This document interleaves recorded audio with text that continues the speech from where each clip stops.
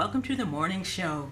We're coming to you today on WJOP-LP New Report at FM 96.3 on Channel 9 and on New Report Community Media's YouTube channel at ncmhub.org.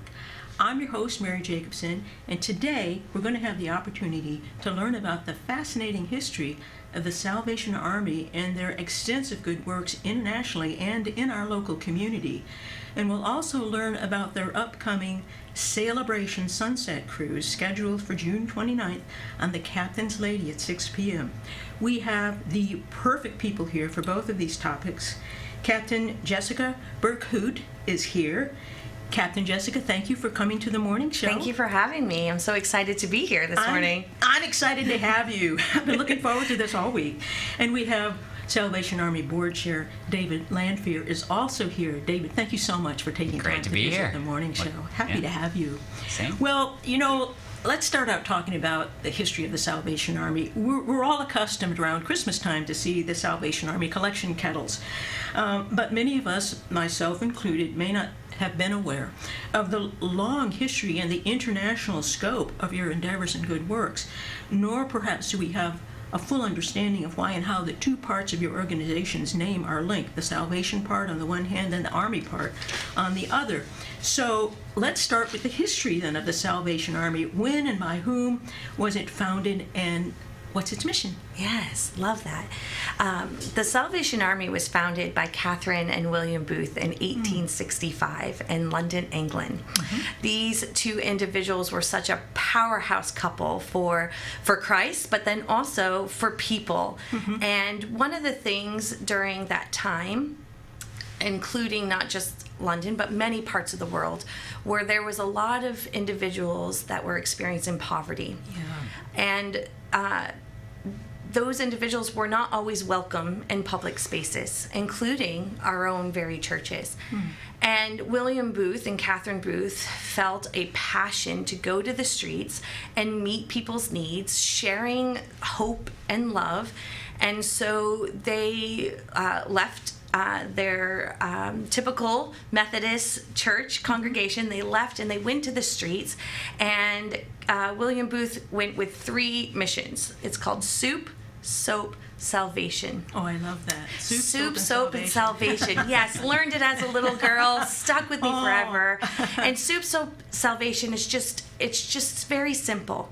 How can you tell people that you love them and they are loved when they are in deep need and they don't have hope? So he went, and the people that supported him, and the group that supported him, and his wife. And let me tell you, Catherine Booth was a very strong woman, and was very independent, and led the mission of the Salvation Army right alongside William Booth. But they went to the streets. They fed the people. They were given opportunities to be clean, and then they were sharing the love of Christ and the love that people have for them. And so it restored hope, it restored purpose, it brought dignity. And so that's where it started, right on the streets, and not everybody welcomed that. It put the William Booth and Catherine Booth and their followers in lines of danger at times, because they didn't think that these individuals needed or should have assistance. They would go into brothels and breweries and help people with alcoholism and all of that. And so it was really a change approach in that time, and they just kept marching forward, and we've been marching forward to this day, to where it has expanded. And so beyond soup and soap. Beyond soup and soap. More than soup. We're beyond more than soup and soap. I love it. Beyond soup and soap. Absolutely. And so it started to grow. And so at that time, the military structure was very familiar to individuals, even more so than it would be to us today.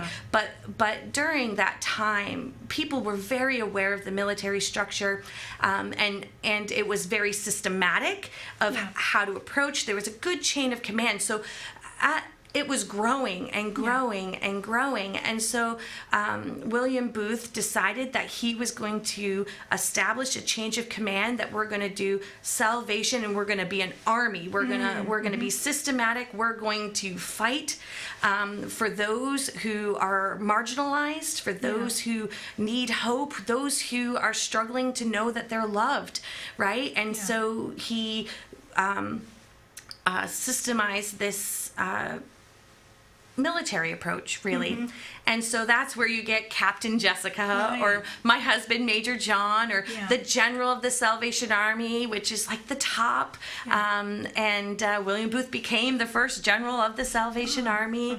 And so it was just a powerful movement. And women were right alongside in that movement, which was unheard of back in 1865. But women were on the front lines. We just celebrated Donut Day. And one of the things is that in World War I, we had these beautiful donut lassies. They were just kids, right? 16, 17, 18, 19, 20. And they would be on the lines with the soldiers. And when they would retreat, they would provide goods and comfort for them, but then also provide donuts for them for food and things like that. And so one of the things I'm proud about with the Salvation Army history is we have a strong woman heritage. It's impressive. And in a time where that was kind of unheard of, and so I'm thankful for that as well. It's very impressive, forward-thinking egalitarianism. But the other thing that's forward-thinking, it strikes me, is, traditionally, and it still exists today, there have been, people use the phrase, the deserving poor and the undeserving poor. And what I'm hearing from you is that one of the things the Salvation Army, and it's Army of Volunteers, that was a phrase I found on your website, and I love that, an Army of Volunteers, was that there's no such thing as the undeserving poor. There's just poor people. There's just the poor, and that they merit and deserve assistance and help, and they deserve to have their dignity. I love the way you frame that as an issue of human dignity. So it's a fascinating story, isn't it? And it empowered both the people you serve, and it empowered, in an egalitarian way, the men and the women who've been in charge of the Army of Volunteers. And, it strikes me that there's one thing the military is always really good at, and that's logistics. Yes. If you have, because they're huge, and so if you have something really large scale, I can understand exactly what you're saying, and it seems like a vision of your founders to have an army model, because you do so much. And you need a structure, you need an organization, you need reliable logistics to move forward with the mission of good works and enhancing human dignity. So thank you for that history. I'm curious, Captain Jessica, how did you personally become engaged with the Salvation Army?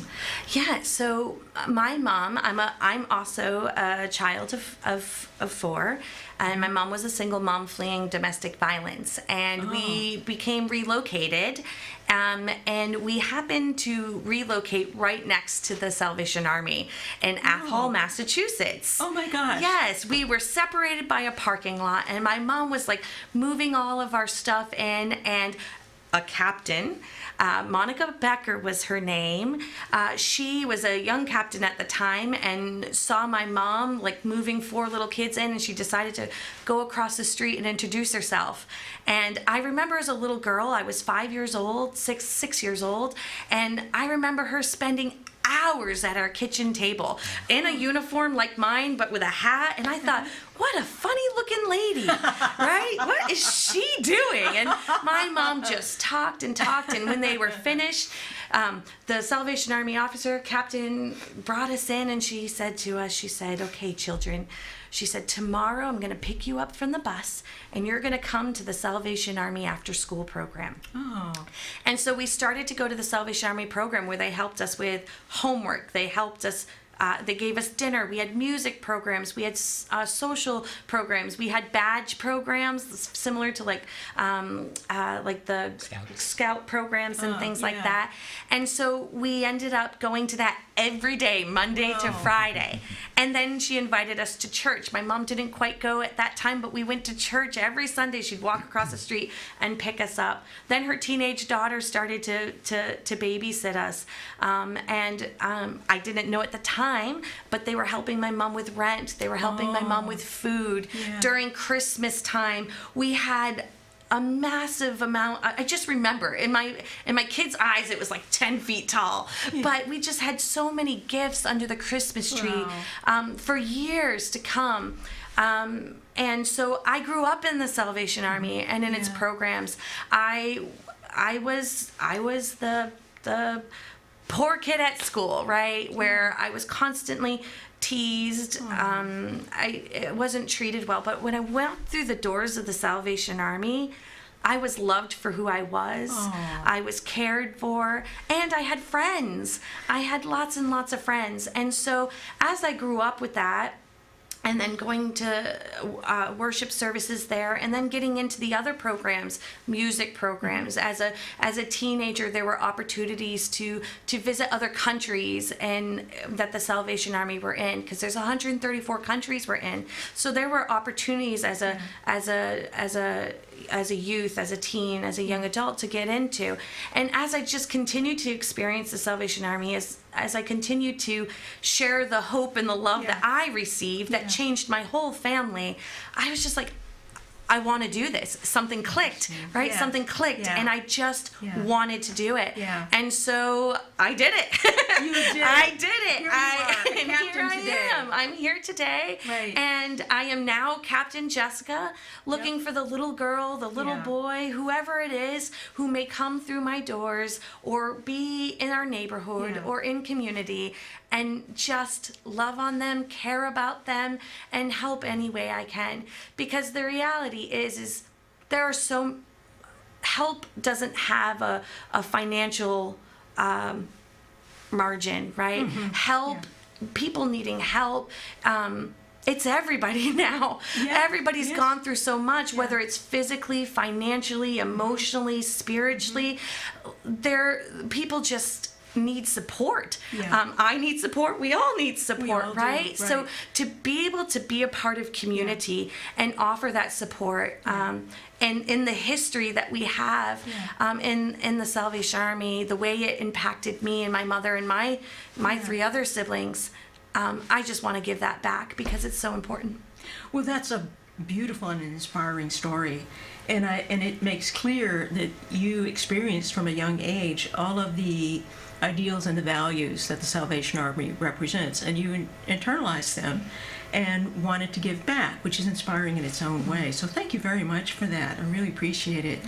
David, I'm curious, your board chair, how did you become engaged with the Salvation Army? Not that way. Her story is way better than my own, but it does involve the Scouts. So Newburyport Cub Scout program. My mom was one of the den leaders, pack leaders, and we started doing I forget the exact cadence, but quarterly sort of meal program that still goes on today. Wednesday nights, serving food to those who are less fortunate. I personally don't like to say the poor. I feel like that's just a broad category, or deserving or undeserving. There's just poor individuals at this point in time, right? Everyone has their own story and their own sort of journey, and that's what's great about the Salvation Army. Whether you're a young scout, you can kind of serve people and help in whatever way. And now that I'm older, I'm taking a much more active, sort of hands-on, more administrative, I'd say, approach to things, where I'm a little bit more behind the scenes. But it's always great to stop by and see the senior program that goes on in the new cafe that's being built. And there's always something new that Jessica has up her sleeve over there. So it's exciting to just see the evolution of the Army here. I know that since they have come and they've arrived, it's kind of been that post-COVID where, a lot of services did shut down at the Salvation Army. A lot of things shut down, but man, are we back open for business with you in charge.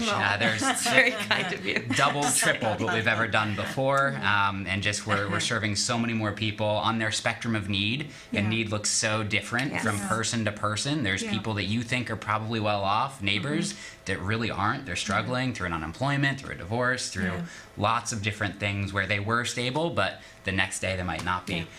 So it's really, really cool. Cool to be able to come alongside you and continue to grow my own knowledge and learning from Scouthood through today.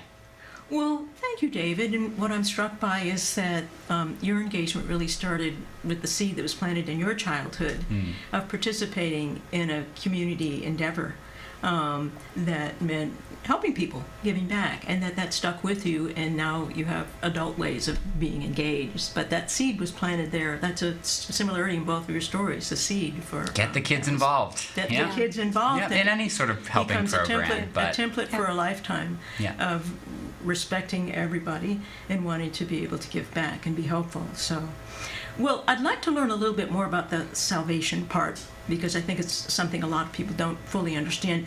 Is the Salvation Army a church? And do you see yourself as a pastor or a minister? Yes. So the Salvation Army is a church. My husband and I are both ministers. We're both ordained ministers. And so we have lots of spiritual formation programs that happen at the building alongside our other weekly programs as well. Okay. In fact, I think you have daily services, if I read your website correctly, at your building in Newburyport. Yes. Yep. So we have, on Sundays, we have our typical holiness and worship meetings that happen at 10:30 every Sunday morning. But then we also have a women's Bible study that takes place in conjunction with, we have a women's group that does crafts and things in the community too. And so some of these women were interested in learning more about God's Word and the Bible. And so we started a group with them to get them involved. So they go to both. And that's really where our motivation comes from as we provide services, is that we are filled with God's love to love others unconditionally, without discrimination, where they're at and what they need, and that changes all the time. And so it is, I love it because it's a love that is pure. It's a love that needs to be intentional and reflective, and it's personal. And so my husband and I are the ministers there at the Salvation Army. We work with many of the other ministers and pastors and churches in the area as well. And then they also partner with us with our social services programs as well. So it's been a great community partnership too. But yes, our faith is what causes us to love so deeply and to meet people where they are. And it's faith in action. It's faith in action, it's absolutely. What is distinctive, I think, about everything you're talking about. I'd like to learn a little bit more about the Army part then of the Salvation Army. You talked about the Army Volunteers was really part of its founding. But I was, reading on your website, and it's an excellent website. Really, really interesting and easy to follow and full of really fascinating information. But it sounded as though it's not exactly your traditional divinity school. It's more like a military academy.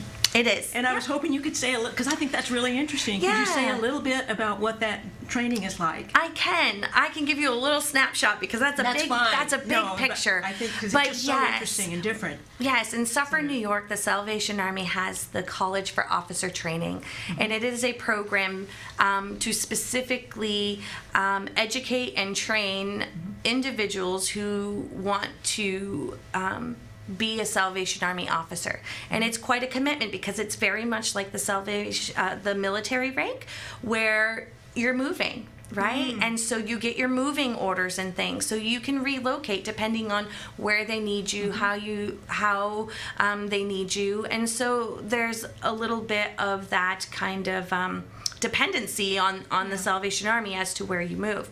But then they also equip us very well with training. And yes, there are some kind of military characteristics to that. The uniform, Yeah. how it's being worn.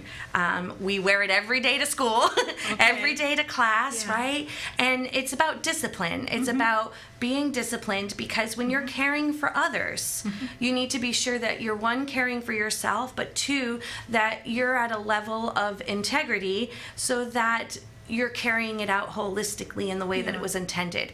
And the way to do that is by practicing, right? You kind of have to practice. And so we wear our uniforms. We get trained for our ordination. So we take doctrine and theology. We take ethics. The College for Officer Training is connected to the curriculum at Asbury College in Kentucky. So the ordination and the graduation happens through there. And it's a 2-year program in the training school, and then 5-year program on the field. Okay. While All right. going to school online with Asbury College. It's more than most doctors. Well, we got It's extensive program. because it really is, because Salvation Army officers, they're administrators. They're financial consultants, they're social service providers, they're janitors, they're youth leaders, they're pastors, and I say pastors, but that all goes into all those elements. There are so many elements, right? We're grant writers, so there's so many different things that go into being an officer, that it's really important to have this type of education. And because it's so unique, we have a college that specifically focuses on those things. And I would say it equipped me pretty well. However, there's a lot to learn once you're on the field, right? Oh, the I'm field sure. teaches you much. No, there's classroom and there's real life. Yes, there It's is, yes. a very comprehensive training Yes. that you get. And It very prepares practical, you too. To be a leader in so many different ways. So, well, that's really interesting. Thank you for that. I course. understand it better now. Well, I think you mentioned that from its founding in London in 1865, it's grown to be an international movement. Now, I think you said 134 countries, which is massive. That's why we need the army part, right? The chain of command. And I think I read online, and correct me if I'm wrong, but I think that in the United States alone, you assist 30 million people. Yes, every it's year. between 25 and 30, Which is 30 also million people. Hugely Yes. impressive, and also why you need your Yes. organization. Yes. So, but let's talk about the programs and services here in Greater Newburyport. Could you tell us about the different kinds of things you provide at home? Absolutely. I think one of the things that we've really been focusing on here lately, and has been quite a priority, is food security. Yeah. And there are many neighbors in the Greater Newburyport area that are really knees deep in fighting food insecurity for their families. Yeah. And as David said, there is no financial level of the need of this food security. We're seeing individuals who have never needed help before come to us. We have people that who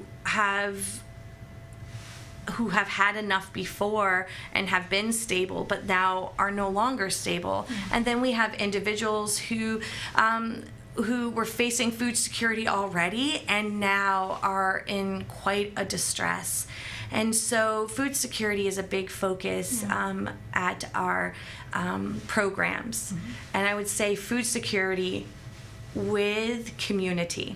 And what I mean about that is we promote socializing with community. So our food programs, we have our community meal program. We have it on Wednesdays lunch, Thursdays dinners, and Fridays breakfast. And we have it for takeouts and for sit downs, but we really encourage people to come, sit down, eat their meal, have conversations with each other, share with each other. One of my favorite things is in our cafe that we have open Monday through Friday. People can come in for coffees. There's several different coffee shops that are in partnership with us that are going to start providing coffee and pastries for these individuals. And they come in on Monday through Friday. They have coffee, pastries. They read the newspaper that we have for them, TV, whatever it may be. One of my favorite things is about going into that cafe in the morning is there's young and there's old. There's unhoused and there's housed. There's male, there's female. There's so many different educated, people, uneducated. educated, Yeah. uneducated. There's just so much, and there's two. When I think of the cafe, two sets of people come into mind. There's a young man who comes into our cafe, and he's just been searching to what does he want to do with his life, right? And one of our older but wiser and young at heart guests have been having conversations with him and just speaking into him like, you can do more than this. You have the ability to do more. And through that, he ended up getting a job. That's a great story. Right? Isn't that amazing? Coming alongside and getting a job. These guys did not know each other at all, but they got together at the Salvation Army Cafe. They started talking, and that relationship formed. We also have another gentleman and his husband that come in, and one of the things that they love to do is they love to get the bread and pastries and the vegetables that we have weekly. However, they both work and they never can get it. So one of our younger ladies who comes to visit will collect it every 2 days and then deliver it to their house. She doesn't even work for us. Right? And so she delivers it.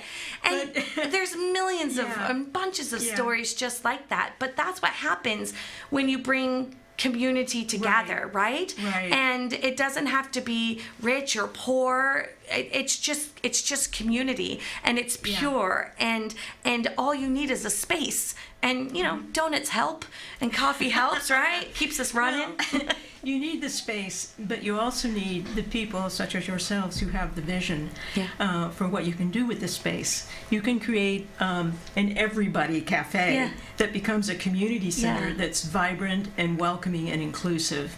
And the stories you're sharing are testimony to the power of what can happen to connect people and to create opportunities and friendships and opportunities for service when you have the vision to do that. So good envisioning. Oh, you're sweet. Thank you. And there's a lot more than food, though. So I think the question was like, what services do we have? Food is a primary need right now, and there's lots of different ways that we do it. Either we take lead on some of the programs you were saying, or we come alongside other organizations like Thanksgiving. I think this year we're planning alongside the Lions to help supplement what they are not able to achieve. So they'll be able to sit down or to go. We don't have to take lead, and that's what I love about your mission is we just want to fulfill the good works that are already happening in the community, and where we see a gap, we come in and we fill those gaps. And it happens with food, it happens with utility assistance. So there's our neighbor's table that helps with food. We're in close contact with them. There's some other organizations that help with utility assistance. We're in close contact and community with them. So it's not just community for our own community. It's not just a Salvation Army There's community. some bridge building. It is a local... Which is great. Bridge building is powerful, too. It's huge. Well, and it's like a force multiplier for communities. And you can do more, right, when you partner. Like one of the things that we do in our financial services programs where we offer rental assistance, mortgage assistance, utilities, and those types of things. Many times we will cost share with many of the other agencies to help individuals and clients and constituents get exactly what they need. So it's really important not to just be in community in our own, like David said, I love that, is our own community. It's important to be in community and partnering with other people who are doing great things. So let's work together and continue to do that. And because we've done that, and they have done that with us, we've been able to help individuals in a capacity that is much greater than what we could do by ourselves. And so we do have our financial programs available. We have youth programs as well. We have an overnight summer camp for children. We have music programs for children where they can learn music theory or learn a brass instrument and chorus and dance. Our group just went to Star Search in Boston for their dance group, and they won 3rd place. Wow. Yes. Well, so congratulate them. Thank you. Yes, good job, girls. And so there's so many different opportunities for the youth as well at the Salvation Army. We have our gym and our open gym program where kids can come and just in the winter time and in the cold months just have a warm place to shoot hoops or play volleyball or whatever that may be. We also have our senior camp program, which is also overnight camp for seniors, which is really fun at Camp Sharon, Massachusetts, which is an amazing thing as well. Well, and one of the things I know that you do that I think a lot of people probably don't know about is emergency disaster services. Yes. So say a little bit about, because there have been some disasters locally too that you've helped with. There and I think people has. would be interested in finding out about the role that you all played. Well, one of the great things about having the structure of the Army is we can dispatch fast because we are very interconnected. So the Salvation Army is one of the agencies internationally that respond to emergency disasters across the world. However, locally, since I've been here in 2021, we have had to dispatch emergency services as well, where we show up with our canteen with food, water, hygiene kits. We help individuals who have been displaced, whether it be a fire like the 9-alarm fire in Salisbury a few years ago. We were there right beside the fire department as they're putting down the fire and trying to get it out. We're there serving water and coffee to them as they're tirelessly working, making sure they're hydrated, making sure individuals and victims of that fire are getting access to food and water. And then that's the first response. And then the second response is connecting with MEMA and along with other local agencies and working together to meet the needs of the next steps. Where do they go? Where do they stay for the next few days or for the next week or 2 weeks? So we would put individuals up in housing, or we would get a hotel room for a week or two, or very tangible things and practical things as replacing the school supplies of the children that that things have lost, right? Getting household goods and household supplies in the new home or the restored apartment or whatever that they're going back into. All of those things have been lost. So there's this long-term care that happens, and then there's this emotional and spiritual and care that needs to happen, and physical care, and whether they want the spiritual or the emotional, to be there for them and be sure to know that they are loved, that they're not alone, and that this is a hard thing, and it's okay. It's okay to be in this hard thing and to feel like this is tough. You know, and sometimes we feel like we have to fight through that. We have to fight through that. But to have somebody beside you and just be like, this is tough. You're right. This is not fair. This is lonely. I'm going to be here. We're going to be here. Look at this group of people and agencies. We're here. You're not alone. We're going to help you figure this out. And there's this sense of peace that comes, right? Wonderful. There's a sense of hope that comes. Wonderful. And happy to say that all of them are housed and doing well. And I get Christmas cards and it's just, it's beautiful. It's absolutely beautiful. It is. It's absolutely beautiful. Yes. And I can see and hear that that's the joy of what you do. Yes. The return of seeing something beautiful take place because you had a vision that it could be that way, and then you made it that way. Well, everything you've talking about takes funds. And so let's talk about the fundraiser, because you have a very exciting sounding fundraiser coming up, the Celebration. So tell us about the Celebration on June 29th. Yeah, it's an idea that I think we both kind of had simultaneously. Yes. In that we're blessed to be in Newburyport, although the Army does serve The greater- Amesbury, yeah. Salisbury, the region. Everyone who touches Newburyport pretty much is also within our Corps distribution network. But yeah, we need funds to do it. I don't know if I'm supposed to say this or not, but we are actually giving out so much that we need to take in a lot course. more. Yeah. We're at an $80,000 budget deficit this year, so we need to raise funds, and we don't want to just go out and ask for them. Yeah. We want to put ourselves in the community, into the places, and provide services to people that we aren't providing services, so that they can understand, oh, this is the experience at the Salvation Army, how they make other people feel. And so we really want to celebrate giving. And so we said, hey, we're blessed with this beautiful waterfront. Let's go celebrate the act of giving, of the act of charity. And we'll fundraise in that manner. So yeah, we have the Captain's Lady scheduled for the 29th of June, so coming up in just a few days now. It's $50 a person. We have 150 person capacity. There's still some tickets left. We're hoping to sell out. And if you want to come alongside of us and help to enjoy a night of music, we have a DJ, we're going to have some bites and food, we're going to have plenty of fellowship, there's going to be an auction. It's going to be a lively, fun atmosphere, sunset cruise. What better way to kind of celebrate the act of charity Absolutely. and giving than to do it on the water? On a Absolutely. beautiful summer evening in Oh, Newburyport. yes. Yeah. NewburyportSales.com. NewburyportSales.com, yes. That's where people can get information and buy a ticket. Yes. NewburyportSales.com. That'll redirect them to the official website with the Salvation Army and everything. Wonderful, Yes. wonderful, because you do so much. I'm so impressed with really the vision behind what you've been describing. That there's many ways in which we all need help at some point in our lives, and it appears to me you've thought of them all. Well, we kind of Which is just and you do something effectual about them all. Yeah. And that to me is a sign of very effective leadership and immense compassion. and it's led by community. So David says, like, I always come up with a new idea. Well, those new ideas don't come from me. They come from being in the community and just interacting and seeing a need and saying, hey, we can meet that need. Like, let's do this. And so it's fantastic, but it also needs volunteers. It needs funds and volunteers.